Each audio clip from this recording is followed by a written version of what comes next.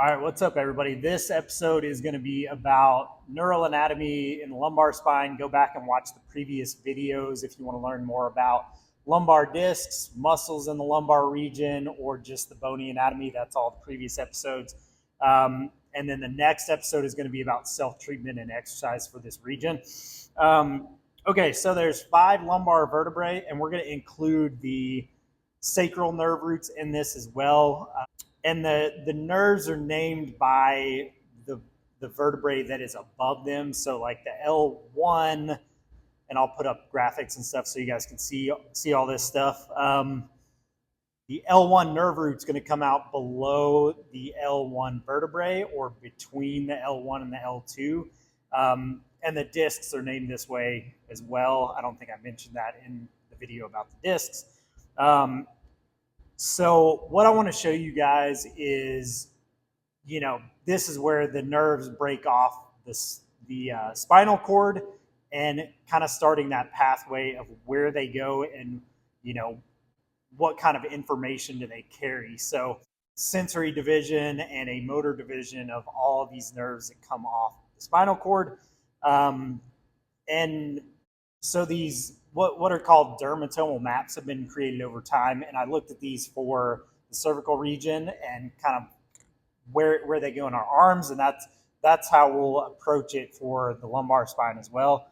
So take a look at there's different versions of these. Let me say that first, but I'm just going to go off what was presented to me in school, and it's there's a lot of debate around this, but it's a little bit easier to follow with this mapping. So we're talking about L1 here first. So where do we get sensory, like where do we get the sensation on our skin from that L1 nerve root? And it's kind of around the belt line. So sometimes people will have this pain that wraps, they'll kind of give you one of these. It's like it feels like their hips, but maybe there's some indication of the L1 nerve root. Maybe there's a little bit of irritation there. And L1 is up relatively high. We don't even really think of that as our lower back. It's right T12 and then L1. So it is up kind of higher. But you can see how it wraps around the belt line and then kind of goes down into, the groin. So, sometimes this stuff presents as numbness, tingling, not always.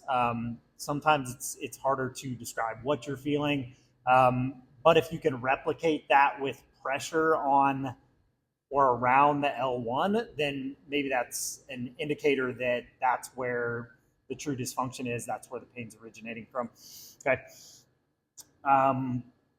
And I'll just go through the sensory part of each one, and then we'll come back and talk about the motor division, which is that's the division of the nerve that makes the muscle work.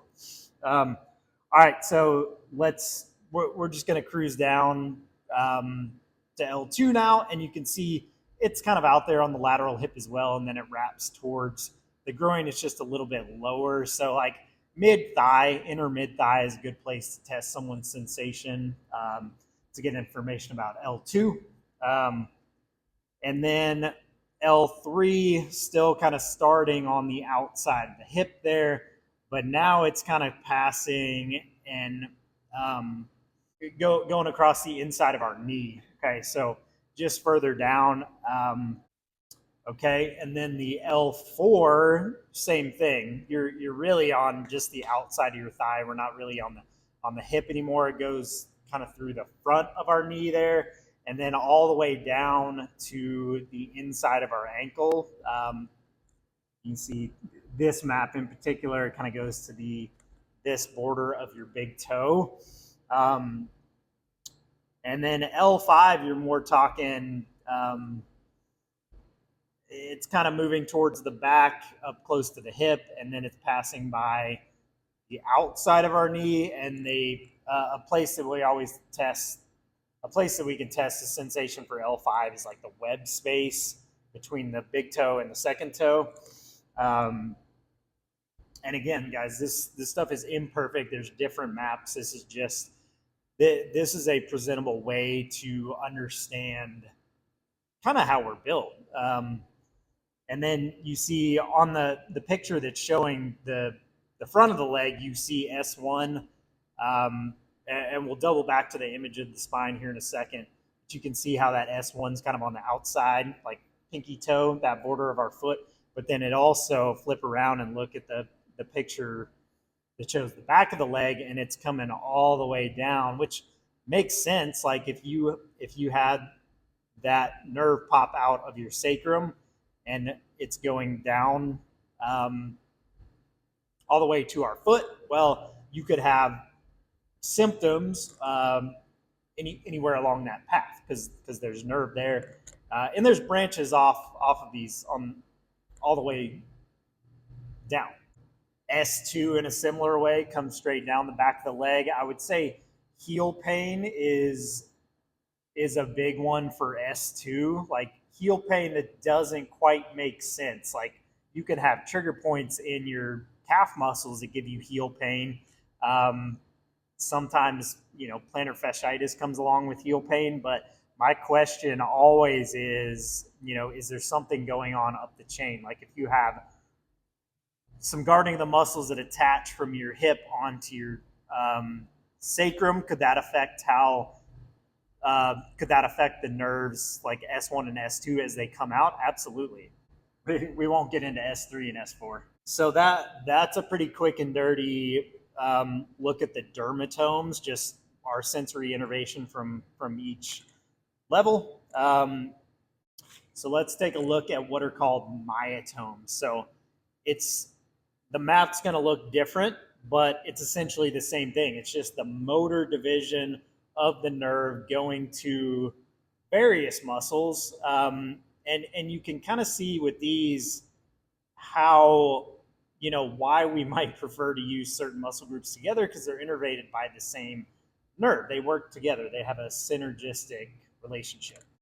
Okay, so for the L1 segment, a movement that we could test would be internal rotation of the hip, which someone could be sitting with their leg hanging off, and we can test that or do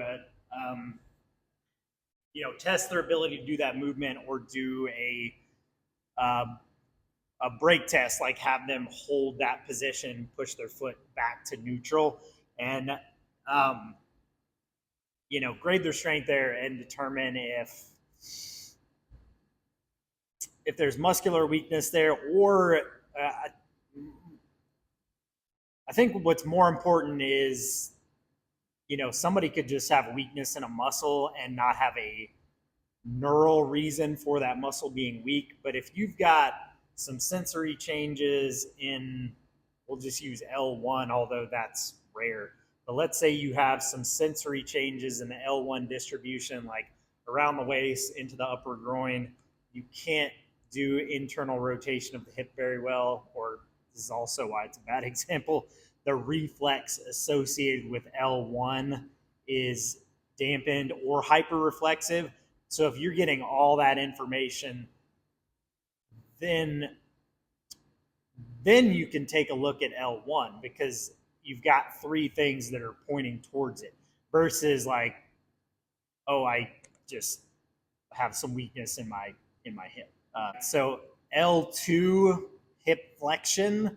So bringing your knee up like that. Sometimes people will report that their leg just feels really heavy. So could their hip flexor just be weak? Sure, but it's worth exploring the L2 segment if somebody feels weak in hip flexion or they are truly weak. L3, and guys, there's overlap of these. These are just like quick ways to take a look at each nerve. So just because I said hip flexion is at L2, that doesn't mean it's not also L3, which is true.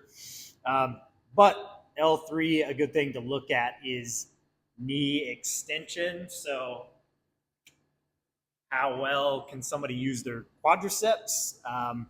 That can tell you if there's any reason to take a look at L3. For L4, dorsiflexion, which is pulling your foot towards you. So that type of movement can tell us some information about the motor division of L4. L5, like, can you pick your big toe up from the floor and leave all your other toes down? That can give you some information about how the L5 nerve is functioning. A heel raise for S1 and a hamstring curl for S2. Again, quick and dirty. There's some overlap, but and again, these muscles can just be weak with no neural compromise. So it's important that, if a better example than what I gave before is if somebody doesn't have a patellar reflex, like when the doctor hits you in the knee with the hammer and your leg kicks, that's your patellar reflex. You're weak through the L3 for myotome, and you've got, pins and needles, tingling, numbness, kind of on the inside of your knee or the top of your knee. You got all three of those things, then yeah, we should take a look at the L3 segment in your back. So as we get, just like I did in the upper body, we took a look at the nerve roots as they come out of the spinal column and the neck. And then as we got into the shoulder section, we talked about how all those nerves come through the front of our shoulder and then ultimately down into our arm and our hand. And we'll do the same thing here. So when we get into talking about the hip, we'll look at how all these nerves come together and form the sciatic nerve, and then where they go from there. But this already gives you kind of a bird's eye view of what that stuff is going to look like. So that's coming down the pipe. The next episode will be about self-treatment and exercise for the lumbar region. Let me go ahead and say this is not a prescription for anybody. If you're having back pain, do not Dr. Google. Do not take this for granted. Reach out to me or someone close to you that can help. Because back pain's a doozy, and if we do the wrong thing when we're flared up, it might make it worse. It might make it better, but you want to get all your information together for somebody that can help you, so that you can actually make a speedy recovery. As always, if you have any questions, shoot me a message, and stay tuned for the next video. Thanks, guys.